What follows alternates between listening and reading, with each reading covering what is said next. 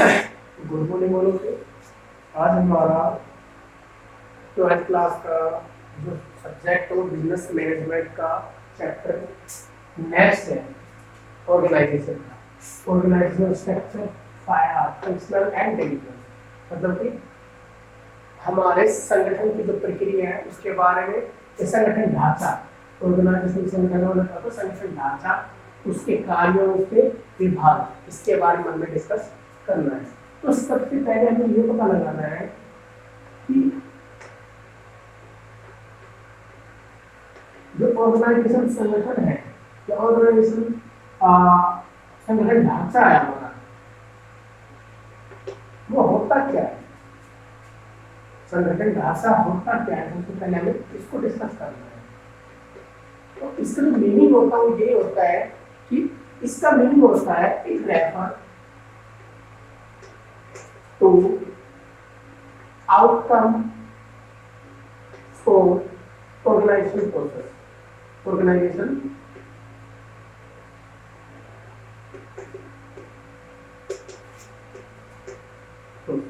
इसका मतलब ये होगा कि संगठन की प्रक्रिया के परिणाम के लिए, संगठन की प्रक्रिया के रिजल्ट के लिए हम ऑर्गेनाइजेशन स्ट्रक्चर बनाते हैं। बस again it refer to outcome for organisation process.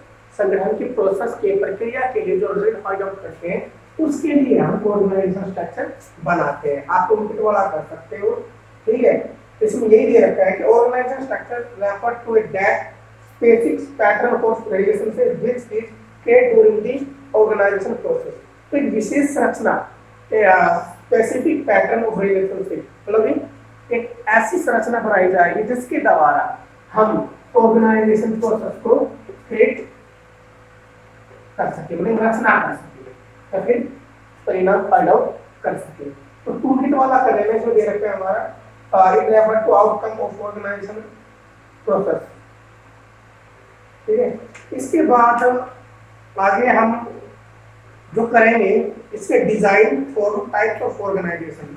तो संगठन ढांचा के डिजाइन कह सकते हैं, या इसके क्षेत्र कह सकते हैं, या फिर टाइप ऑफ ऑर्गेनाइजेशन कह सकते हैं। मीनिंग क्या होगा, इसके प्रकार, इसके संगठन ढांचा के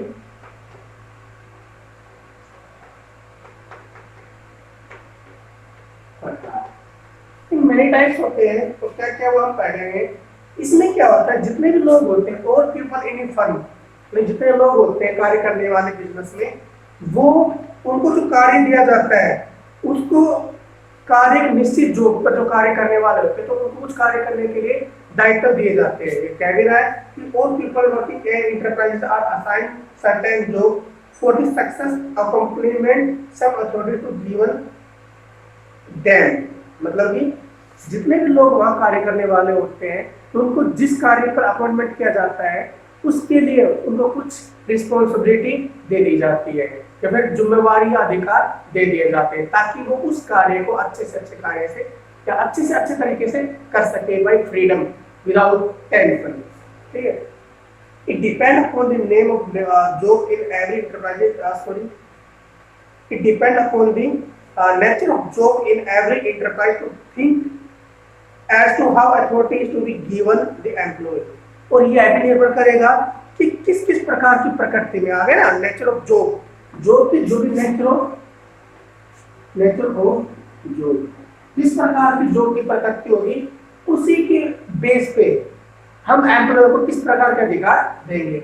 how depend authority of employee, हम एम्प्लॉय को किस प्रकार के अधिकार देंगे। नेचर ऑफ जॉब, जो एम्प्लॉय जिस एबिलिटी के बेस पर कार्य करेगा उसको उसी प्रकार की अथॉरिटी दे दी जाएगी। तो मैनी टाइप्स की एबिलिटी होती है, मैनी टाइप्स के एम्प्लॉय होते हैं, उनको उसकी एबिलिटी के बेस पे जॉब और अथॉरिटी दे दी जाती है।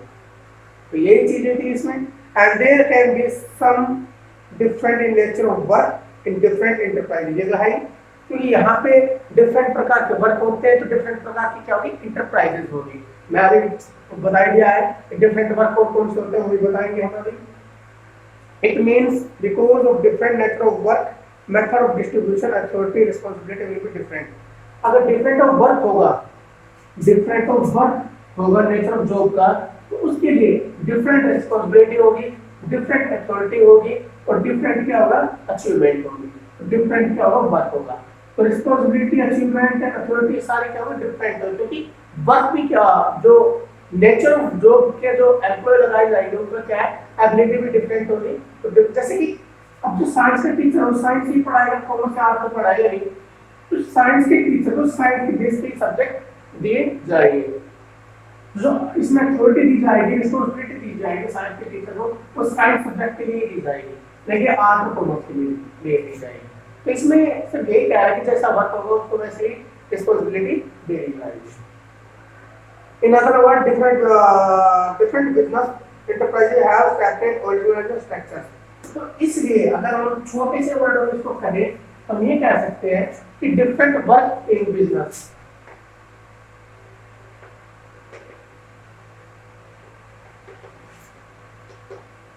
In business,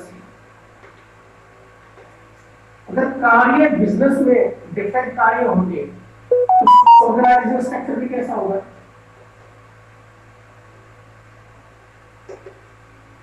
स्ट्रक्चर कैसा होगा, वो भी कैसा होगा, डिफरेंट होगा। क्या होगा, डिफरेंट।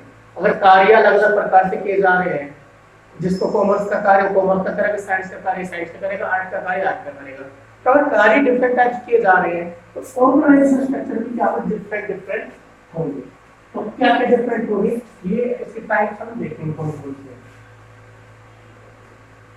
फर्स्ट है हमारा फंक्शनल ऑर्गेनाइजेशन।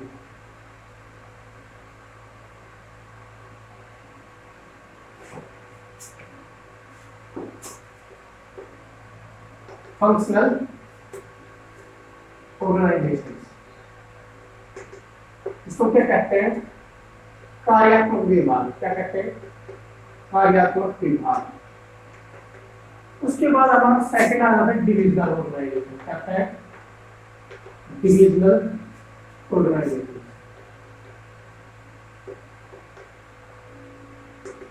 विभागीय, विभागीय, इसको डिविजनल भी कह सकते हैं, विभागीय कह सकते हैं। तो डिविजनल विभाग कहते हैं, डिविजनल विभाग संस्थान, आपको जो भी अच्छा लगे।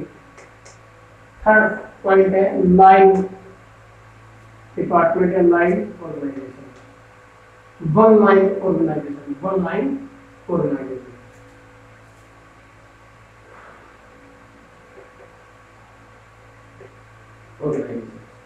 एंड फोर्थ हमारा है staff, staff and line organisation. ये चार पॉइंट, ठीक है, जिनके बेस पे हम कार्य करेंगे। तो ये जो चार है वो हमारे ऑर्गेनाइजेशन स्ट्रक्चर के क्या है, टाइप है, जिसके बेस पे हमारा ऑर्गेनाइजेशन स्ट्रक्चर फाइंड आउट होगा। तो फर्स्ट टाइप क्या है हमारा, functional organisation structure. First point क्या है, फंक्शनल का मतलब कार्यात्मक संस्थाएं विभाग। तो कार्यात्मक संस्था विभाग का मतलब क्या होगा कि इसमें डिपार्टमेंट एक संस्था में, एक फर्म में कार्य को जो वर्क होगा उसको मैनी पार्ट में क्या कर दिया जाएगा, डिवाइड कर दिया जाएगा। क्या कर दिया जाएगा, डिवाइड कर दिया जाएगा। अगर डिवाइड कर दिया जाएगा तो इसमें जो एम्प्लॉय होगा, जो एम्प्लॉय होंगे उनको उनकी एबिलिटी के बेस पर कार्य दे दिया जाएगा, जिससे वो उस कार्य को इजीली करेंगे, क्योंकि उनको उसकी क्या है, नॉलेज है। अगर नॉलेज अच्छी होगी उस कार्य को अच्छे से अच्छी क्वालिटी में और अच्छा रिजल्ट वो देंगे। तो इस प्रकार हम कह सकते हैं कि मैनी डिपार्टमेंट बनेंगे, मैनी क्या बनेंगे, डिपार्टमेंट बनेंगे। क्या बनेंगे, डिपार्टमेंट बनेंगे, ठीक है। तो हम पढ़ भी देखते हैं इसको। It refers to the division of whole enterprise according to major function activity to perform by it. तो इसमें जो कार्य होगा वो सारा क्या होगा, डिवाइडिंग के बेस पे कार्य होगा। टूल की वाला देख सकते हो आप, it refers to the division of whole work whole enterprise according to the major activity perform by it. ठीक है, सारे के सारे कार्यों को डिवाइड कर दिया जाएगा, किसके लिए, मुख्य क्रियाओं को करने के लिए, जो मैंने अभी आपको बताया है। ठीक है, this is the simplest and the most prevalent form of organisation structure. ये सबसे साधारण और मोस्ट इंपोर्टेंट किसके लिए, संगठन ढांचा के लिए। Under this all function of similar nature are divided into different units. और जितने भी सारे फंक्शन हो उसको छोटी छोटी यूनिटों में क्या कर दिया, डिवाइड कर दिया जाएगा। Which are the called departments, और उनको क्या किया जाएगा, डिपार्टमेंट किया जाएगा, कहा जाएगा। क्योंकि फंक्शनल ऑर्गेनाइजेशन में डिवाइड जो वर्क होगा, उसको मेन डिपार्टमेंट में क्या कर दिया जाएगा, डिवाइड कर दिया जाएगा। क्या कर दिया जाएगा, डिवाइड कर दिया जाएगा। एक फर्म में जो वर्क होगा उसको मेन डिपार्टमेंट में क्या कर दिया जाएगा, डिवाइड कर दिया जाएगा। कैसे डिवाइड किया जाएगा, डिवाइड ऐसे किया जाएगा, फाइनेंशियली का अलग से डिवाइड डिपार्टमेंट बनेगा, ठीक है, एडवर्टाइजमेंट के लिए अलग से बनेगा, एडवर्टाइजमेंट के लिए अलग से बनेगा, मैनेजमेंट के लिए अलग से बनेगा, ठीक है। तो ये जो डिपार्टमेंट अलग अलग है, तो इस जो डिपार्टमेंट में कार्य करने वाला एम्प्लॉय है वो कभी भी इस डिपार्टमेंट में नहीं जाएंगे। तो हम ये कह सकते हैं कि फंक्शनल ऑर्गेनाइजेशन में जिसको जिस बेस की नॉलेज होगी उसको उस डिपार्टमेंट में भेज दिया जाएगा। तो ये चीजें थी, कुछ और ज्यादा है नहीं। इसमें आप देख भी सकते, इसे डिवाइड कर रखा है, शेयर होल्डर दे रखा है कि कैसे क्या कर रखा है, हम देखेंगे इसको। इसमें शेयर होल्डर दे रखा है, शेयर होल्डर दे रखा है, शेयर होल्डर के अंडर में आ रहा है बोर्ड ऑफ डायरेक्टर,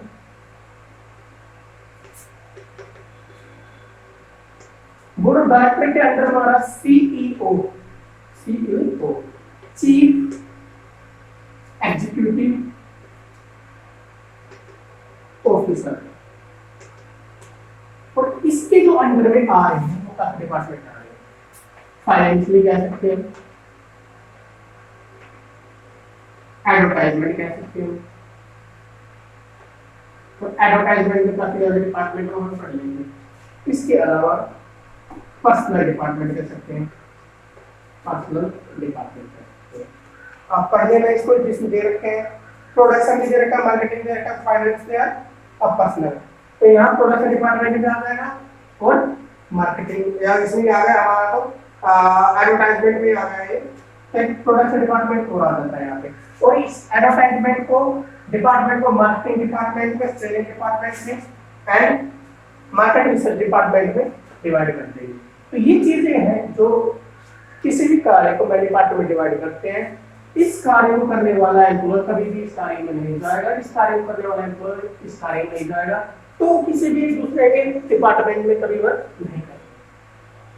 तो ये हमारा फंक्शनल डिपार्टमेंट था। इसके कुछ एडवांटेज है, इसकी कुछ लिमिटेशन है, वो हम रीड कर लेते हैं। तो एडवांटेज क्या है, benefit of specific, benefit of specific का मतलब क्या है, फर्स्ट पॉइंट दे रखा है benefit of specific,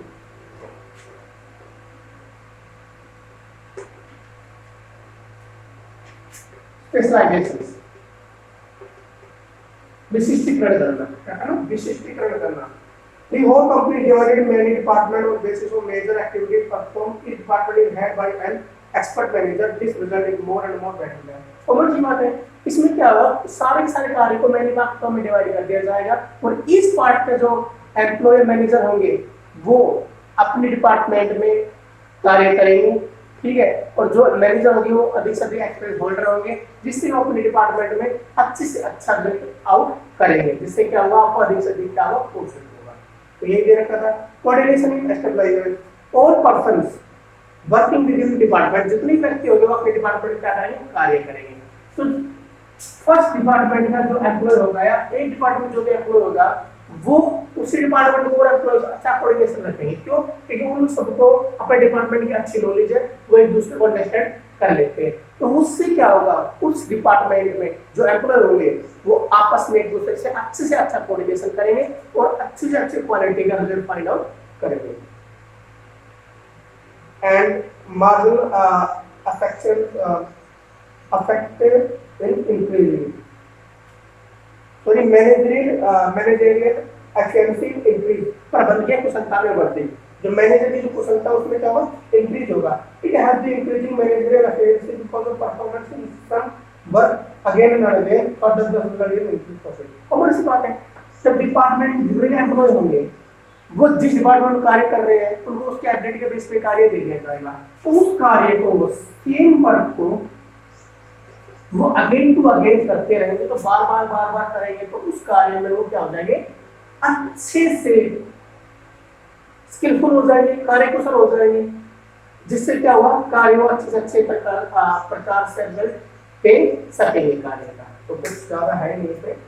and minimum duplication of efforts, कार्य की दोहराई होगी नहीं, क्यों नहीं होगी, तो डिपार्टमेंट को, इस डिपार्टमेंट को उनके एब्लिटी के कार्य दे दिया जाता है, तो कोई भी डिपार्टमेंट किसी दूसरे डिपार्टमेंट में इंटरफेयर करेगा नहीं। तो जो डिपार्टमेंट को जो कार्य दिया जाएगा वो अपने कार्य को ही करेगा, किसी दूसरे कार्य में इंटरफेयर नहीं करेगा। तो इससे क्या होगा, किसी भी कार्य का बार बार वो कार्य नहीं होगा।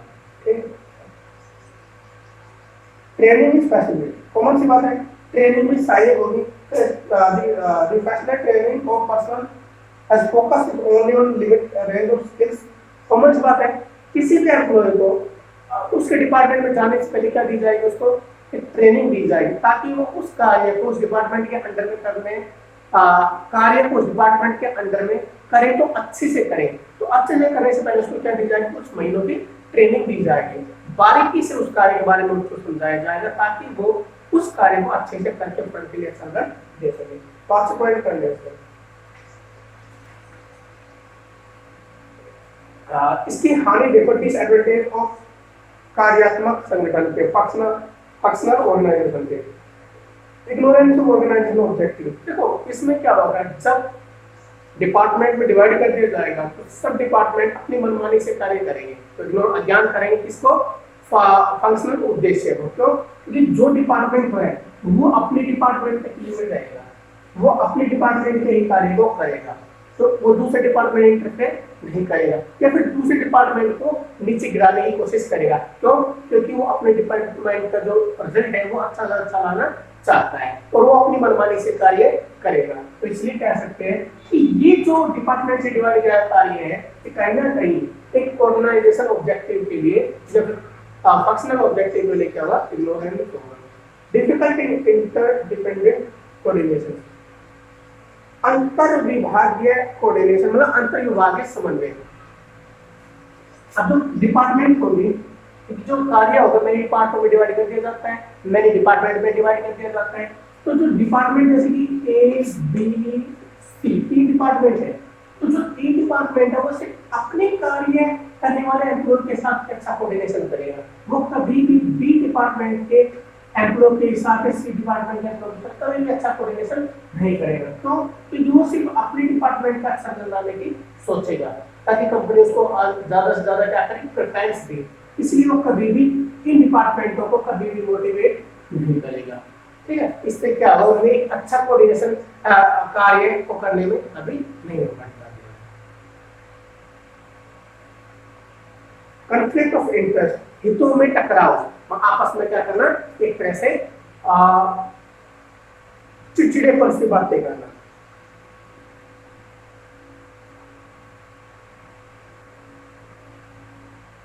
तो इसमें क्या होगा, प्रत्येक जो डिपार्टमेंट होगा वो क्या करेगा, अपने कार्य को अच्छा करने के लिए, जैसे ए बी सी 3 डिपार्टमेंट दे रखे हैं, तो ये डिपार्टमेंट अपने कार्य को अच्छा करने के लिए ज्यादा से ज्यादा साधन की डिमांड करेगा, किससे, कंपनी से, ताकि वो अपने कार्य को अच्छे तरीके से कर सके। अगेन बी भी ऐसा ही करेगा, अगेन सी भी ऐसा ही करेगा, बट कभी भी कंपनी सबके लिए जो साधन होंगे वो एडजस्ट नहीं कर पाएगी। तो अगर इसके लिए सारे साधन एडजस्ट कर दिए, तो यहाँ ये और ये इसके साथ एक मिसबिहेवियर से कन्वर्सेशन या वार्तालाप या वर्क करेगा, तो कहीं ना कहीं आपस में क्या होगा, टकराव होगा। Hurdle in complete development. This system is hurdling way of complete development of employee. Each employee specializes only in small part of whole job. समझ गए बात है?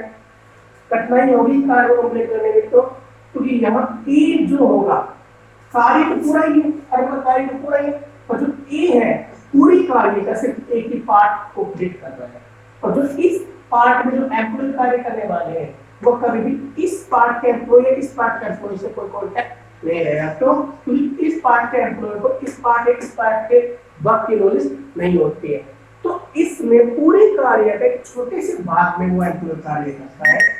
तो ये चीजें थी जो मैं आपको बता रहा हूँ। ओके।